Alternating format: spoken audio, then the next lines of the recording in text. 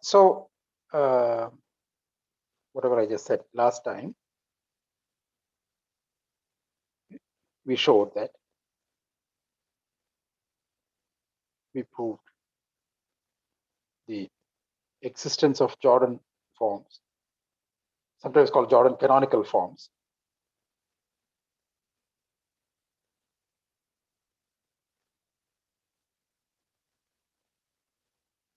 for any linear operator on a finite dimensional complex vector space. So how exactly, how crucially this depends, it's complex, etc. I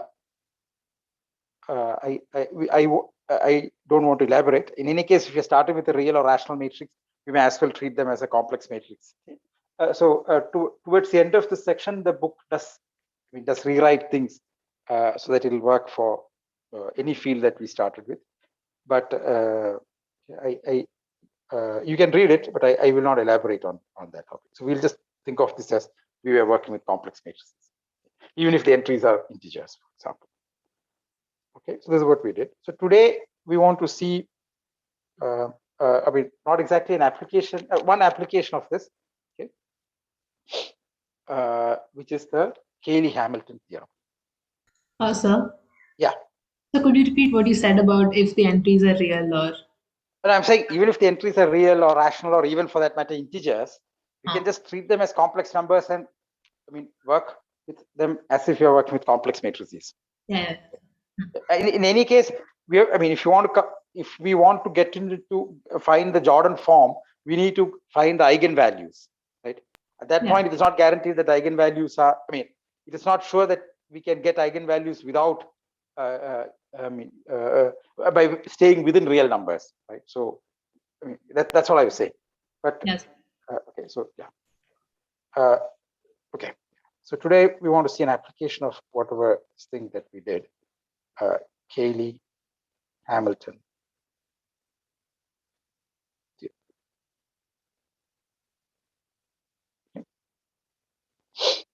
Let A, B, and n by n. I'll say complex matrix, but doesn't necessarily. I mean, I'm not.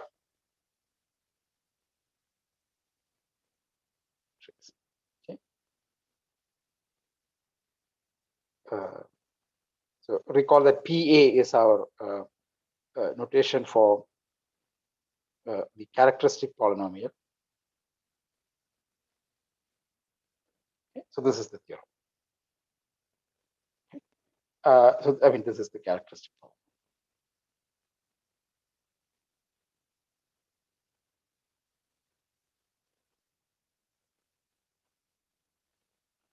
Okay, so this is so we will just use Jordan canonical form. Okay. So proof.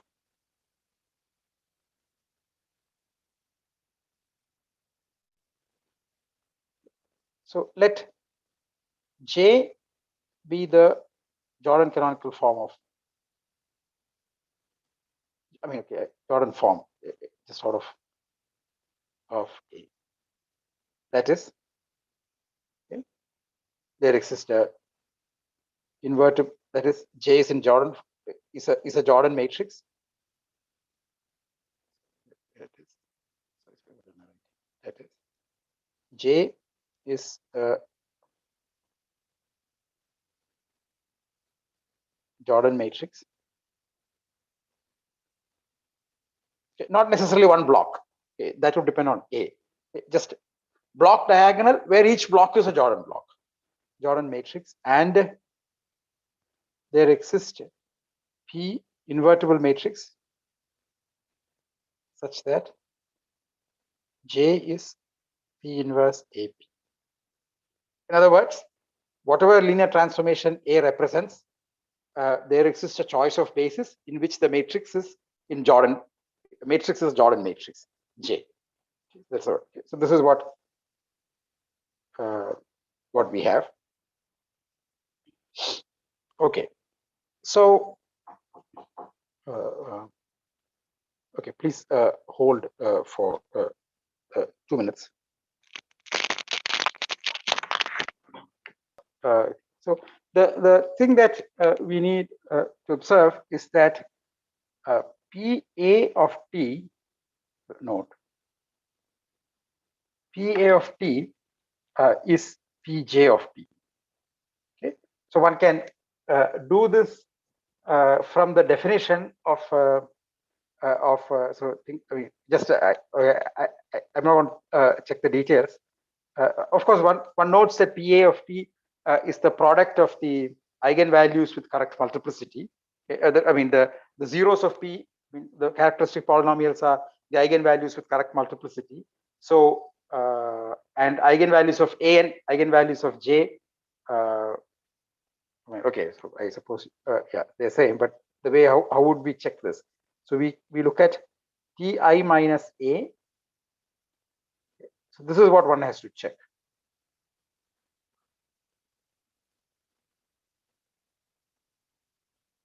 Okay, so this need check the statement for any, and I mean this doesn't have to be Jordan form. If two matrices are similar, then they have the same characteristic polynomial. Okay, so one needs to check this. Sorry, just a minute again.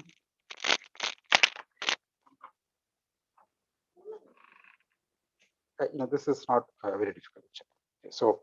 Okay, so these two have the same characteristic polynomial. Okay, so therefore it suffices to show that but what is the relation between, so if f is a polynomial, so let ft be inside ct, then f of p inverse ap, so let's just so a p inverse ap squared is same thing as p inverse ap, p inverse ap, but this thing is 1. This thing is identity.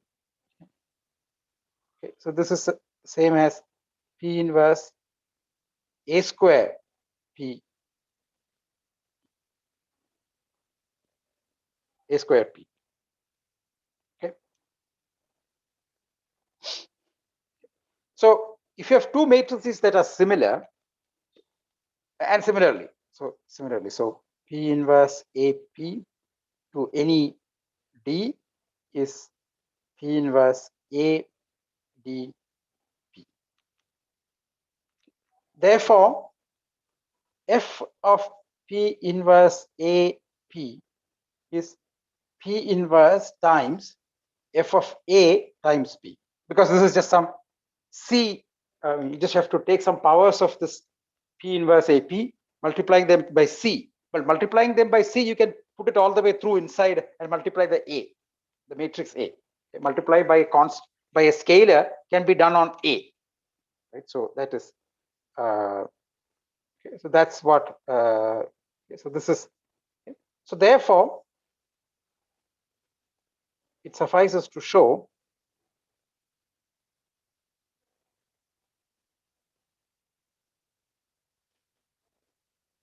that Pj of j is 0. Okay. I mean, what we want is Pa of A, but Pa of A is same thing as Pj of A, but A can be written as P times J times P inverse, and that P inverse and P can be taken outside. And if you show this, we will show the other state for A. So it suffices to show this. The advantage is that now the matrix is in very nice form. Okay, so this is okay. So J is block diagonal.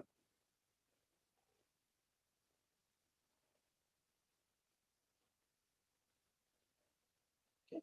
And a characteristic polynomial of a block diagonal matrix is the product of their individual characteristic polynomials. Okay. And in this case, the individual blocks are Jordan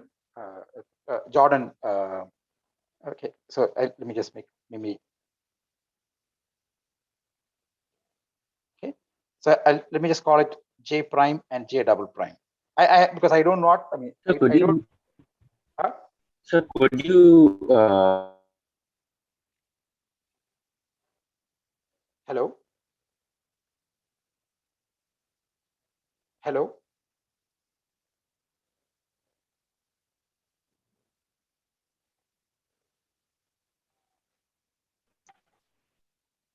sorry, sir, I'm having some network issues. Could you repeat the last point you made?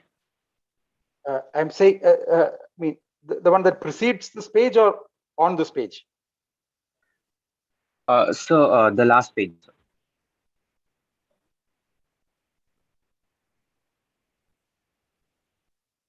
I mean, this is for any, if you take any polynomial, okay, with complex coefficients, and then we want to compute the matrix part. I mean, we want to substitute the matrix for the variable and compute that thing. So then what do we have to do? We have to do things like P inverse A, P. I mean, if we want to compute f of P inverse AP, then this will involve computations I of got such it, sir. powers. Yeah. And this is, so I therefore got we it. can now It reduce. was actually hanging up and your voice was kind of breaking. That's why I asked you to Okay, yeah. reiterate. Uh, so then Pj of J is Pj prime of J prime times Pj double prime of J double prime. Okay. Okay. So therefore, if we show this for individual Jordan blocks, then this theorem will hold. Okay. Therefore, it suffices.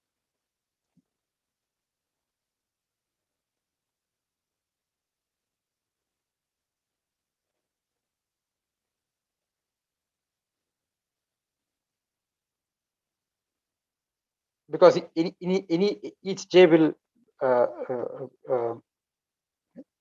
so if so let me just call it B just for the sake of different notation. If B is a Jordan block,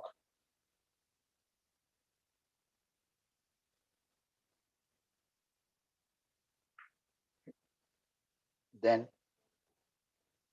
PB of B is 0. And this is easy to check. Notice that B looks like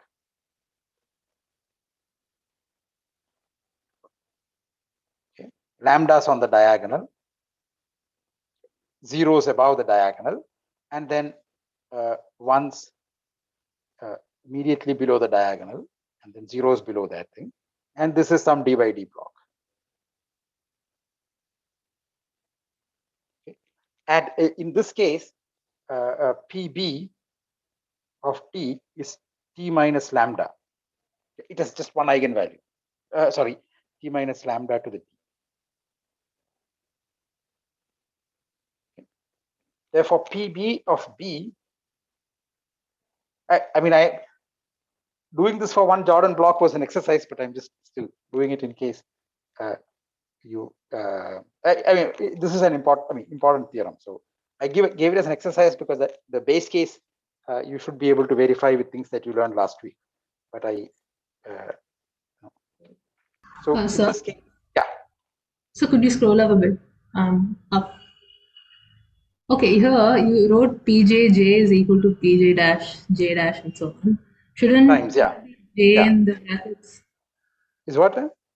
like in the brackets on the right hand side, why have you written j dash and j double dash? The individual blocks. These are. No, I mean the polynomials are the same, but like when you plug in j on the left hand Oh, side. sorry. Hold on. Yeah, just a minute. Sorry.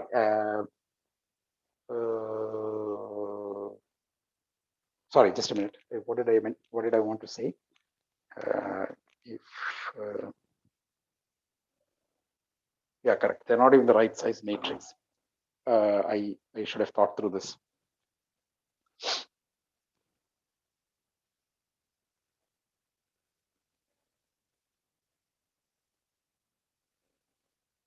Yeah, sorry. Thank you. I should have. Yeah, I apologize. correct. Let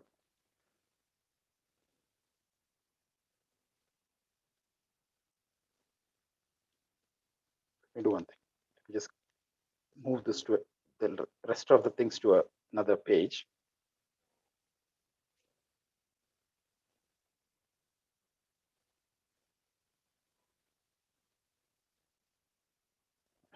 I'll come back to this. I mean, let's fix this. Thank you. Yes. Okay. This is. I mean, this statement is not correct.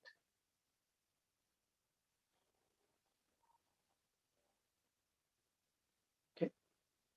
Pj of t is Pj prime of t times Pj double prime of t. Okay. This implies that yeah. So maybe I okay. So let me even assume that one of these things is a Jordan block and everything else is in J double prime. Okay. So this is a Jordan block. Sorry, maybe let me start afresh. So we want to show that if J is a matrix in Jordan form, then Pj of J is 0. Now J is block diagonal, and each block is a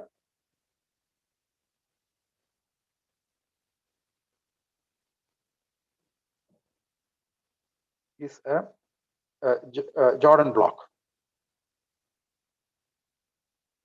Okay. So let us write J like this, in which this is a Jordan block.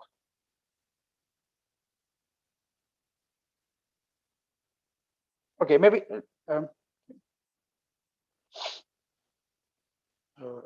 let me do one thing. I will do the. So we will prove this by the number of Jordan blocks. Induction on. Okay, let me. I'll come back to this later. I mean, I will. I'll fix this. Okay. Each Jordan block. Okay. We will show this statement.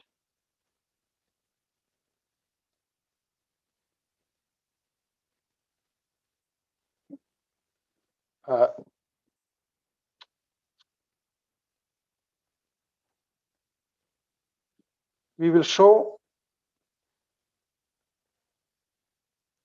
that we will prove one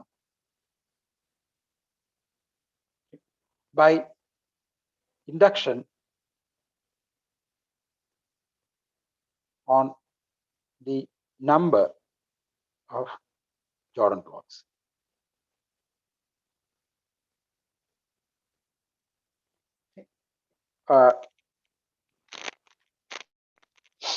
Okay, so this thing, how many for a given matrix A in its Jordan form, how many Jordan blocks there are, that is fixed. I mean, you can't. Only thing that that one can do is just permute the blocks. Take the right first block as a second and second as a first and things like that. Okay. So this there was an exercise last week which would have shown that a 2x2 Jordan block is not similar. I mean, a 3x3 matrix, which is a 2x2 block and a 1x1 block, is not similar to a 3x3 block. Similar calculations which can show that if you have two matrices in Jordan Jordan form, they are similar if and only if they have exactly the same number of Jordan blocks of, say, of various sizes. For each size, for each D, the number of Jordan blocks in each matrix is the same. Okay. So this is the this will maybe I will put as an exercise.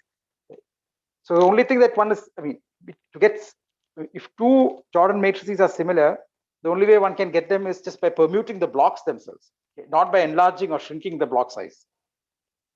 This is okay, so therefore we can talk about the number of Jordan blocks in a Jordan matrix. That number is fixed. The only thing that, I mean, where there is a freedom is just the permutation of the way in which these things are written. So this is okay. So suppose J has only one Jordan block. Okay. Then it is this argument. I will redo this argument. Let me just copy this there.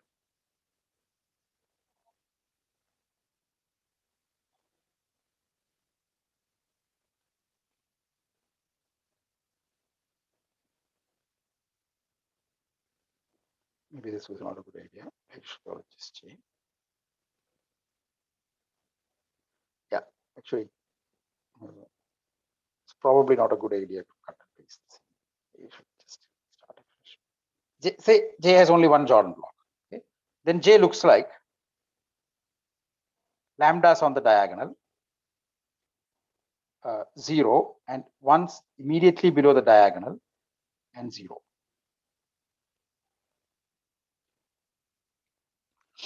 Then okay. So we want and P J of T is T. Let us say that this is a D by D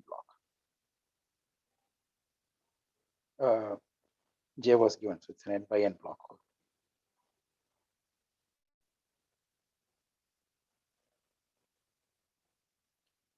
Okay, so this is the characteristic polynomial. Okay, so if we take J minus lambda I, this is a Jordan matrix in which the eigenvalues are 0 and then ones below the diagonal. Okay, and it is easy to check that J minus lambda I immediate, the N is 0. Okay. That is, if you have a matrix like this, so this one says V1 go to V2, V2 goes to V3, and so on. Okay. And Vn minus 1 goes to Vn, and then Vn goes to 0. So in n steps, V1 will also, everything will go to 0. That's all it is saying. Okay. So that is Pj of j is 0. So this is the base case. This is what you should have checked in the last week's exercises. Okay. So now assume, is this argument clear? Anybody have questions about this? One Jordan block, the theorem holds.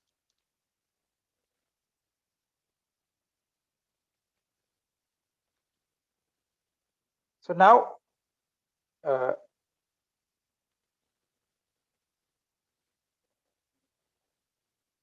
suppose that J is of the form J prime and J double prime, where J prime is a Jordan block. Okay. Let us say D by D, and J double prime is in Jordan form, not necessarily a. This will be n minus D by n minus D. Okay. So then by induction, so J prime will have fewer blocks than J. J double prime will have fewer blocks than J, and J prime we have explicitly checked. Okay. By induction, Pj prime of J prime is 0, and Pj double prime of J double prime is 0. Okay, and Pj of T is Pj prime of T times Pj double prime of T. So we know this. Okay. So now what is Pj prime of T? Okay. Pj prime of T would be, so whatever eigenvalue of lambda is, that raised to the subtract that and raise it to that size. Okay? That's what Pj prime will do, right? Subtract the eigenvalue and then raise that matrix. So which means that make the diagonal 0 and then raise to the matrix to the size of the matrix, and that will become 0. Okay. P J prime. So please verify this of J is zeros here.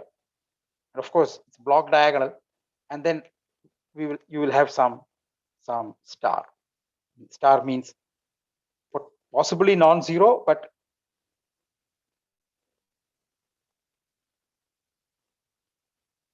possibly non-zero. Okay, but we don't need to know what it is. Okay. But we don't need to label it. Something's there, but we don't need to know. We don't need to give it any name for use later. Okay. Similarly, P J double prime of J. Sir, in P J prime of J, shouldn't there be one in the left side of star? P what? P Left J side prime of J. Here, you mean? Yeah. No. Okay, maybe. See what? Forget about whether it's Pj prime or not. It is a block diagonal matrix. If you square the matrix, it is each block getting squared. Right? The zeros don't. Zeros remain zeros. Right? If you have a. So this is just an aside which I will erase. I don't want it to. Suppose we have some B1 0 0 B2. Okay. P is just a polynomial, so we have to take this matrix, take its square, cube, etc., and then do some complex linear combination, right? Multiply scalars and add. So, but if you look at this, if you have a block diagonal matrix, its square is just B1 square 0 0 B2 square.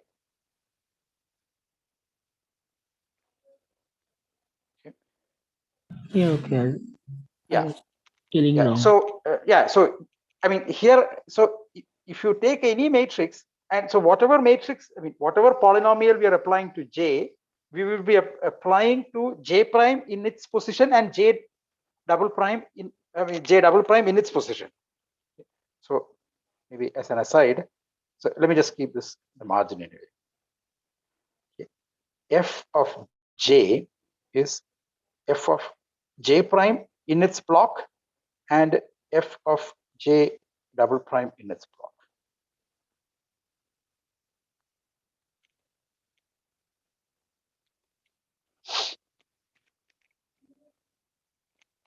Okay. This is the observation because of this. Okay. So you get 0 there, and here you'll get something. You will get Pj prime of J double prime. Okay. It could be what it is irrelevant. Okay. And so similarly, this is something here, which is but it is irrelevant what its actual value is. The position of the zeros doesn't change, and here we will get 0. So this, just to clarify, this is Pj or Pj prime of J prime, and this 0 here is Pj double prime of J double prime. Okay. Just look at this calculation. Okay. But now if you multiply these two matrices, okay, therefore Pj of J is 0. Because if you multiply these two matrices, you will get the 0 matrix, irrespective of what the values in these star positions are. Okay, so this is the proof of the theorem. Yeah, sorry for this confusion.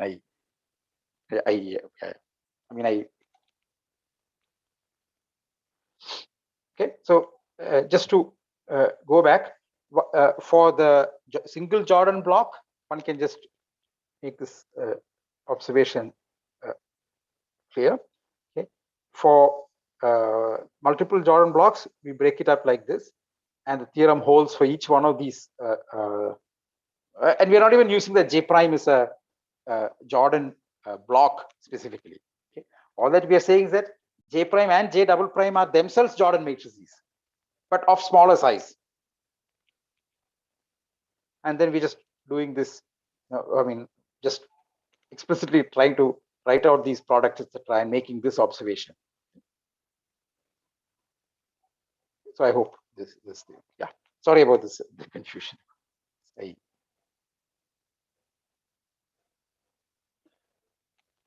Okay, so this is an important theorem, Cayley-Hamilton theorem.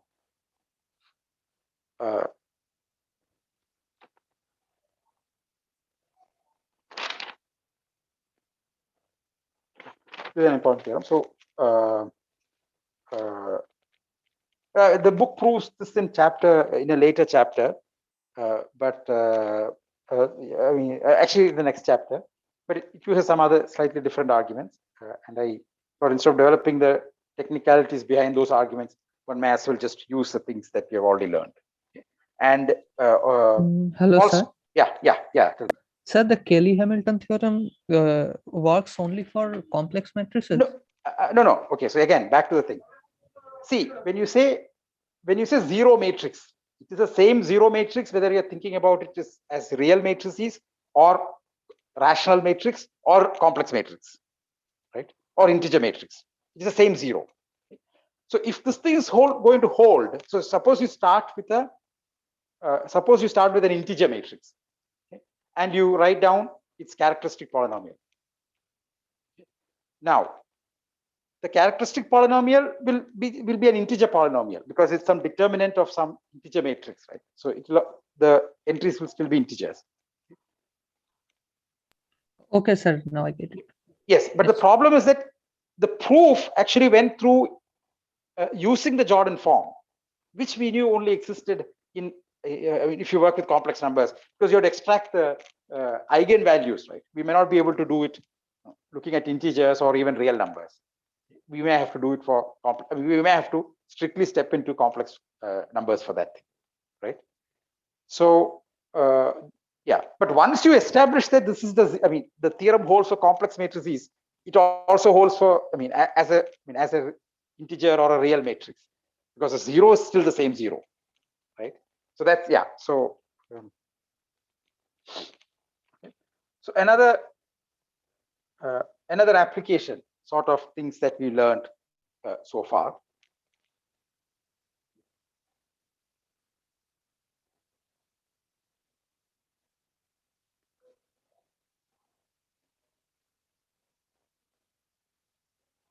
Okay. This is 4.7.14 in the book. Suppose you had a matrix, complex or complex vector space. So theorem. Let T be a linear operator on a finite dimensional complex vector space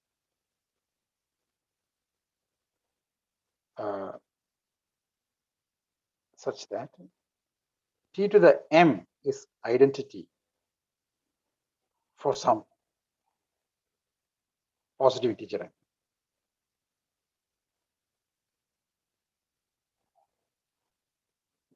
Okay. So, for example, if you want to think about one matrix, of course, identity is there. Identity is identity. Or if you take -1, 0, 0, 1, this one's square would be identity. Or -1, -1, 0, 0. This one's square would be identity. Okay. But if you try this, some A here, and let us say 1 here. Okay, so this one square is identity. This one square is identity. But if you try this won't work unless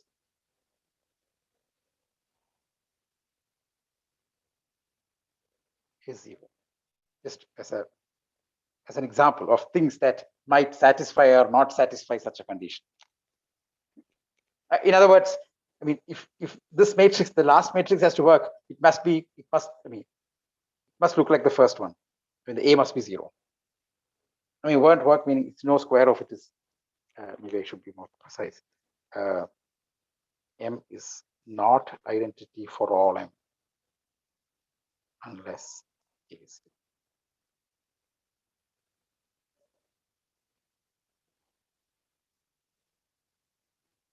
Okay, so this is the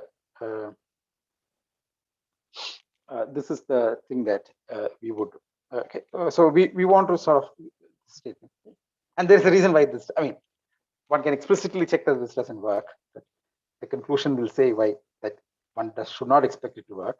Then T is diagonalized. This is not clearly not diagonalized. Right? This is right if you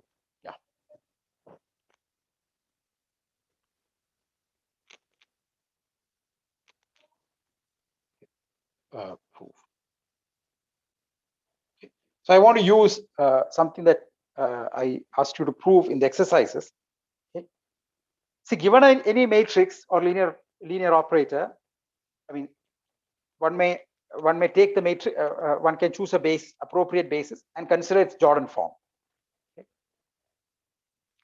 Now, if it is diagonalizable, then the Jordan form must be diagonalizable. Because so this goes back to the statement that two matrices in Jordan form are similar to each other if and only if one can be obtained from the other by just permuting the Jordan blocks, not permuting within a Jordan block, okay? Not changing the sizes, etc. So diagonal matrix means each Jordan block is size 1. So unless the Jordan form of the linear transformation is diagonal, it is not a diagonalizable. Okay. And using this, okay, I asked you to prove that a linear operator is diagonalizable if and only if its minimal polynomial has distinct roots. So, okay, so that is what we will prove. Okay, so recall from exercises. I will sketch what is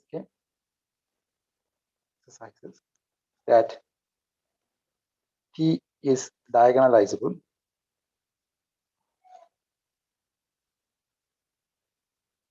if and only if its minimal polynomial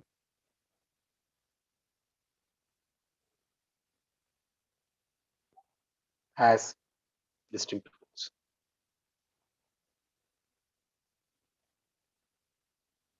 Okay, so I'll just give a sketch. Okay, let J be the Jordan form of T. Okay. Then T is diagonalizable if and only if J is diagonalizable.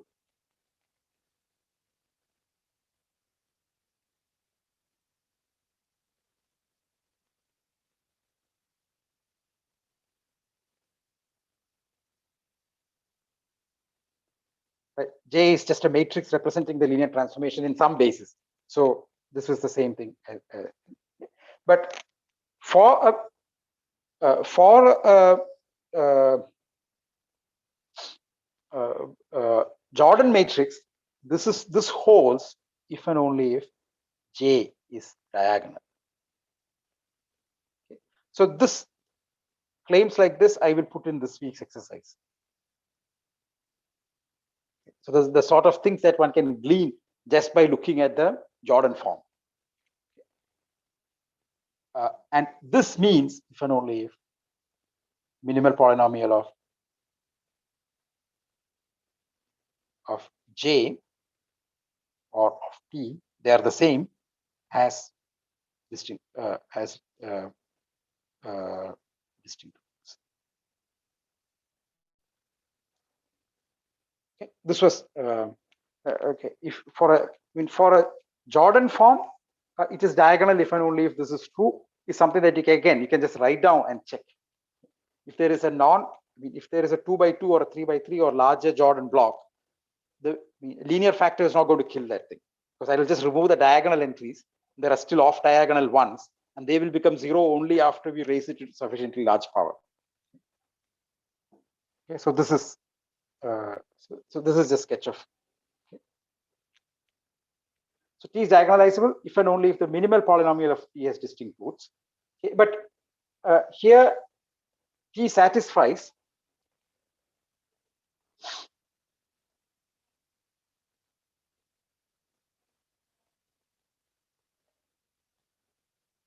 f of T, which is T to the m minus 1. Okay. Therefore, the minimal polynomial, so roots of the minimal polynomial are going to be roots of f of T. Not that. Okay, so maybe I should just. Okay.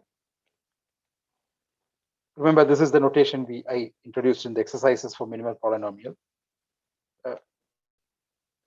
That polynomial, okay, divides f of T. Okay. This was last week's exercise. If you look at the collection of all polynomials that such that f of a is 0, then among them there is one which divides everything. There's one unique one. That is the one that we called MT. Okay, so last. Okay, so this is divides f of T. Okay. But f of T has distinct roots.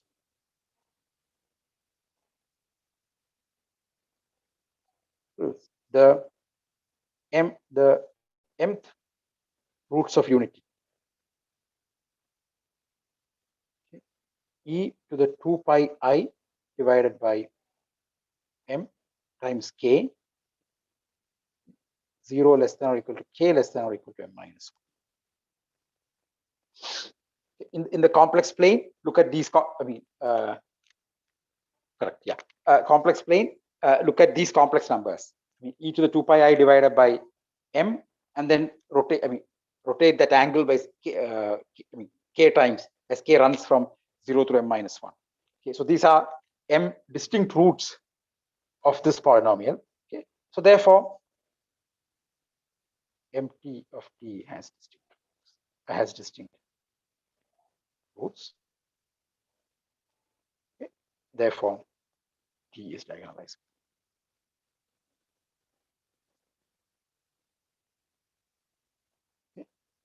So yeah, so this is sort of a thing that sort of we will.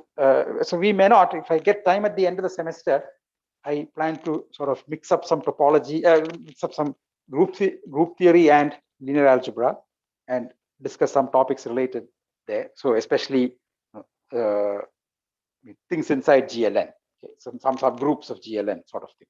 Okay. So at that point, at that time, so that whether we do it in this course will depend on whether we get time at the end. Okay. And I wouldn't want to rush through it in the last lecture or so, but it is in that. So when one starts looking at subgroups of GLN, this this observation will come in handy. Okay. So this is okay. So you may not see it now, but if you go on to do a course, an elective course later on representation theory or invariant theory, you will see that this proposition is used there. Okay, so that's sort of the end of this chapter 4 that I plan to discuss. There's a couple more statements in this book which I will assign as reading for you, okay. So this is how much I want to discuss about Jordan canonical form. Okay. So next topic there is bilinear forms and stuff related to that. So this is the end of chapter 4. So now,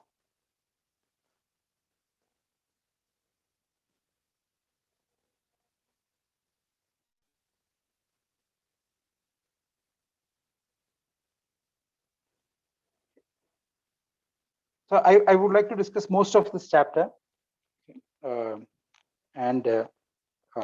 So that's the plan for now. Okay, it'll probably take us close to midterm, maybe 1 week before that or so. That's roughly what I plan. What I think it will take.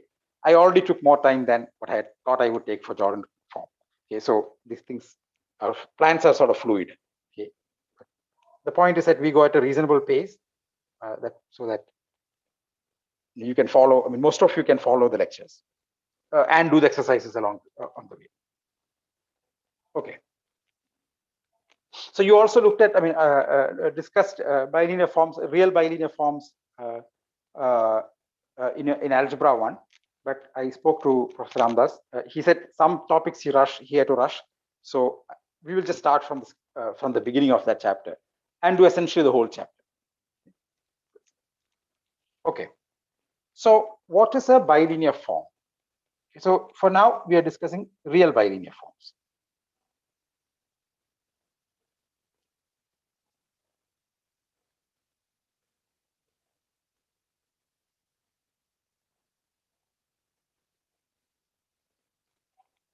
Okay. So let V be finite. We're only working with finite vector spaces. Real vector space.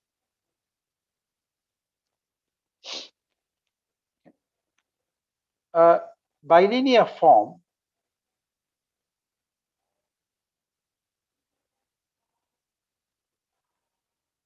on V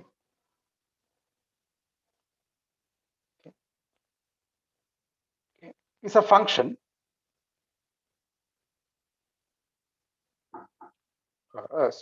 just excuse me for 2 minutes.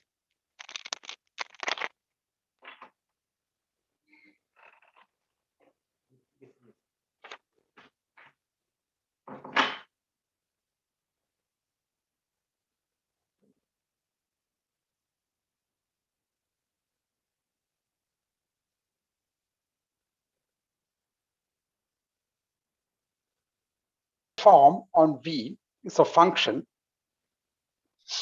from V cross V to R, satisfying certain conditions.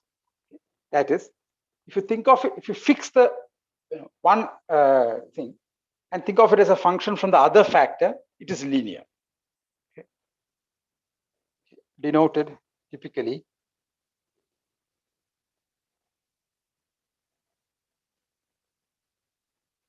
okay. So we don't typically call it a name. Think of it like using these brackets, okay, such that the following holds. If we take some R times V1 and W1, okay, so it's a function from a pair. I mean, the function takes as input a pair, okay, V1 comma W1. So here I'm just thinking about taking as R times V1 comma W1. Okay, so this is R times V1 W1. So you need to quantify what these are for all V1 W1 inside V and for all R inside R. Okay, so this is what we mean by saying. So this what does this say?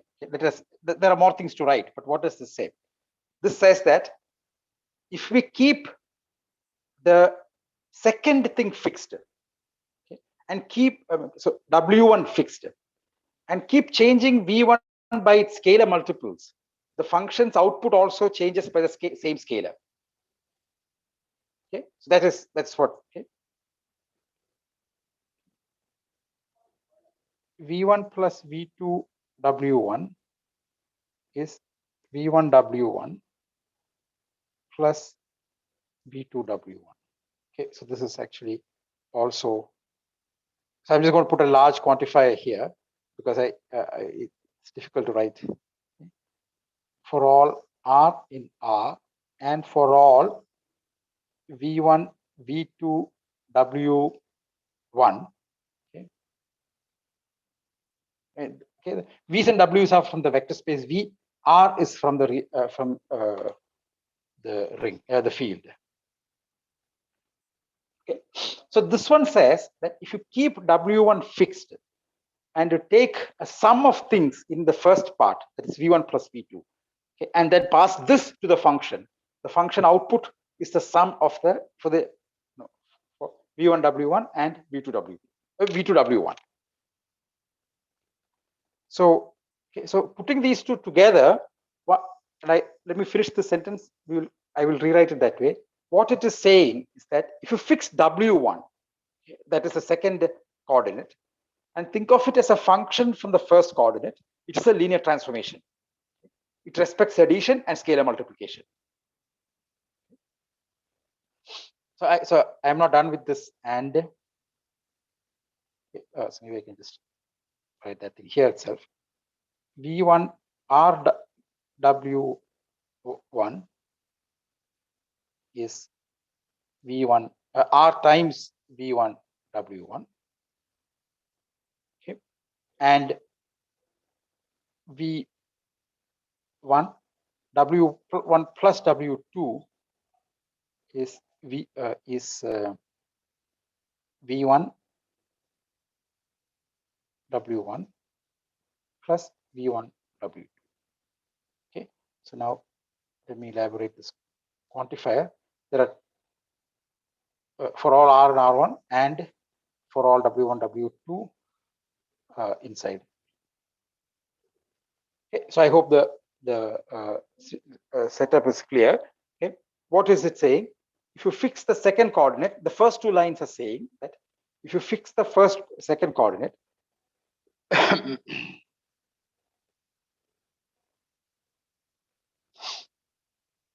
two lines say that if we fix the second coordinate,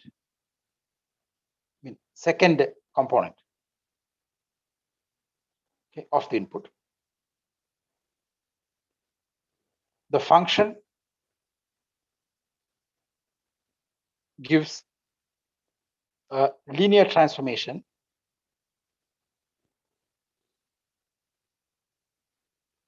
from the first V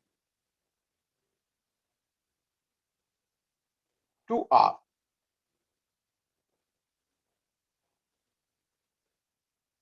Okay. So if the W1 is fixed, then the first factor, it behaves like a linear transformation. Okay. Similarly, okay, fixing the first component gives a linear transformation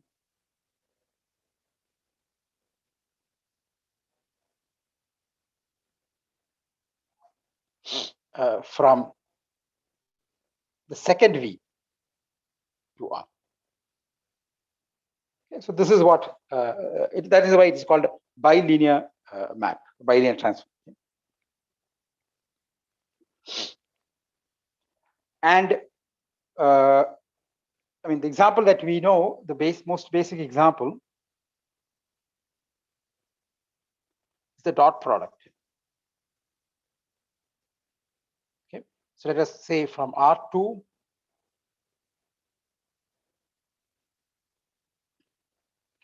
let us say some vector AB, another vector CD. Okay, this goes to the dot product, which is AC plus BD, which we can at least write as AB times CD. Okay. So we can think of this as transposing the first vector, and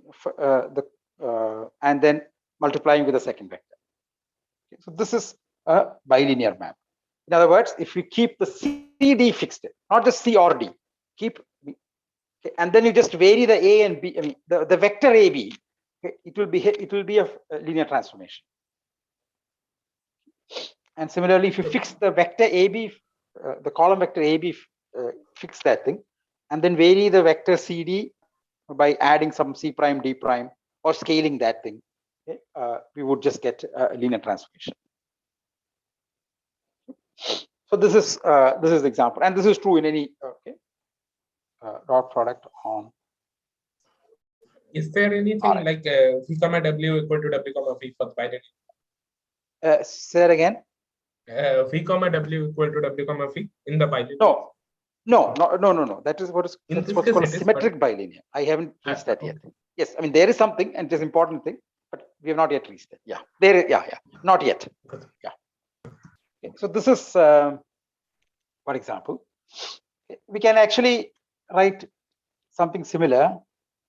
Let A be an n by n real matrix. Okay. Then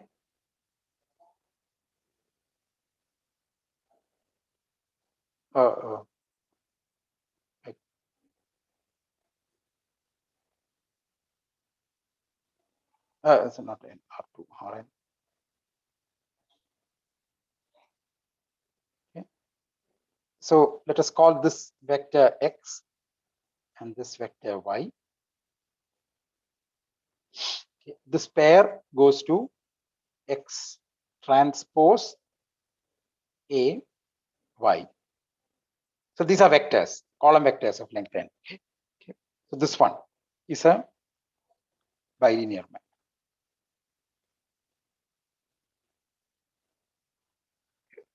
Again, it is okay. So if you fix the y and change x, it would just be like the changing. I mean, the corresponding change will be there in x transpose also, and then it is just some matrix multiplication. It is the same similar calculation as this. It's a bilinear map. Okay. And similarly, fix x and then vary y by say adding some y prime or multiplying by some alpha. One would see the corresponding change on this side also. So this is a this is the this is the only example of a bilinear form, but okay, but we will do this. Okay, this is what we mean by a bilinear form. Okay.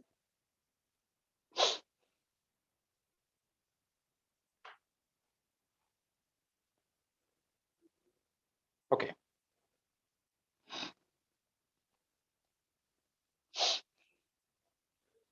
So now we would like to know what would an arbitrary bilinear form look like, and the answer is it looks exactly like this one.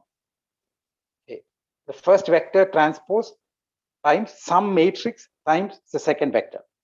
That's what every bilinear form looks like in coordinates. Okay. So proposition. Okay. Let be a bilinear form on a real vector space V. Let B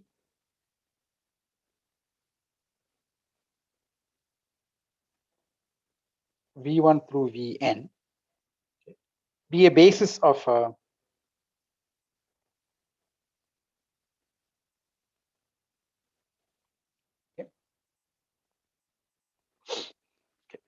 So now given a vector V, okay, it has a certain column vector representation using this basis B. Let V and W be inside V. Let X and Y inside Rn be the column vectors.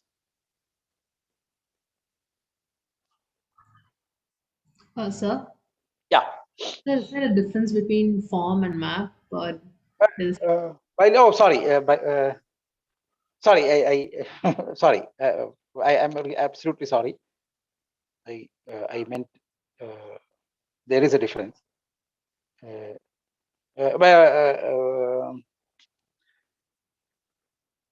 Well, I mean, I. Form means the range is in the field, right? And What? map is form means the range will be in the field, like in this case R, bilinear form. No. That is not. No. There is. I used it interchangeably, but then I have to explain why am I using interchangeably, right?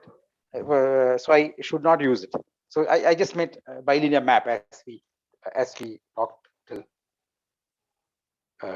talked about symmetric transformation from second. I'm just going back to see if I made this mistake earlier. No. There, it is. It's called a form from a different context. Okay, but it is exactly this, and I use that word without thinking about it. Okay, so that's right. So let us just use the word map. Okay, I will not use the word form. I should not have used it. I will just use the word map. Okay, be the column vectors in Rn. Rn, sorry. Okay, representing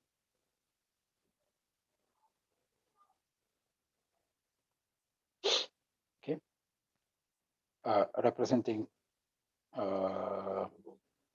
V and W respectively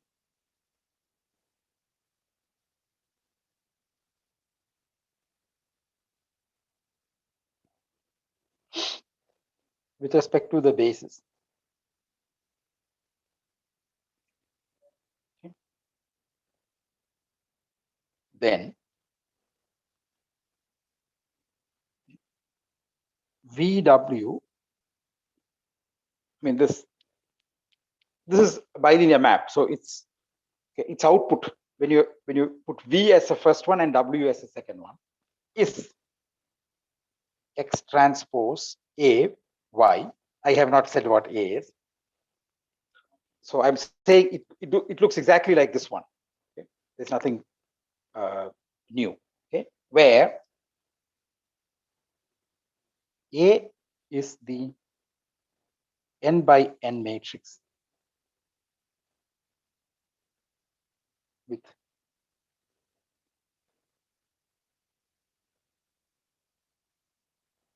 Vi Vj as the ijth entry. Okay, so let's just make sure we understand the statement. Okay. So we have some bilinear map on a real vector space V. So it's really a map from V cross V to R, okay, but we just say it's bilinear on V. Okay. So actually, sorry, I didn't realize. Sorry, looks like the book was using form. Okay, So it will be form only, I think, like form, like where it maps to the field, and bilinear map can map to any vector space. No. And here the X transpose AY, if X and Y are belongs to No. Rn and A is n by n, then it will be a real number. No. I mean, one doesn't call a function just because it maps to a field or form. I mean that vector space to field, isn't it form? No, vector space to field is called a functional, not a form. Oh. Yeah, but I mean the word form has a meaning in this context, which we don't need to discuss. Which is why when I suddenly wrote the word form, I went back and changed it to not using the word form, but it looks like books using the word form, so I should not have. I completely messed up this thing. I will do one thing. I will in the exercises I will clarify. Okay. I was not really following what terminology the book was using. I was just anyway. It's too late to change that now. So let us just continue with this part. Right now we are just thinking about this. We have a function from V cross V to R. Okay, so said that is bilinear, meaning it is linear on. If you fix one entry in one component, it is a linear map on the other component.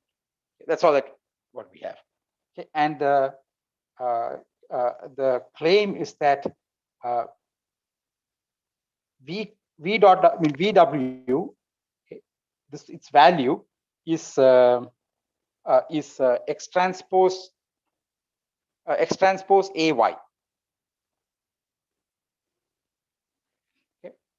So it is exactly like this matrix. I mean, transpose with the matrix in the middle and the second vector. Just to going back here, see the first example is a special case of the second example, where we take identity to A to be identity. Special case.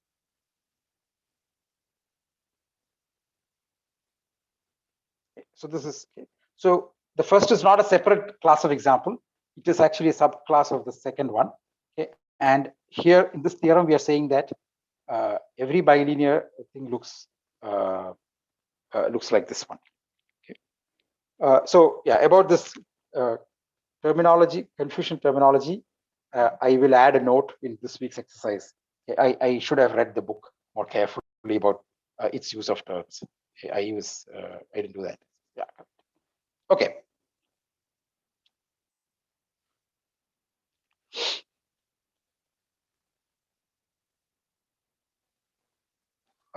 Yeah. So this is the claim that the output of this bilinear map for the input v comma w is just X transpose A y. And what is A? A is this matrix.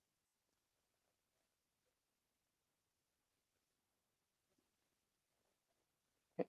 So what does this what does this mean?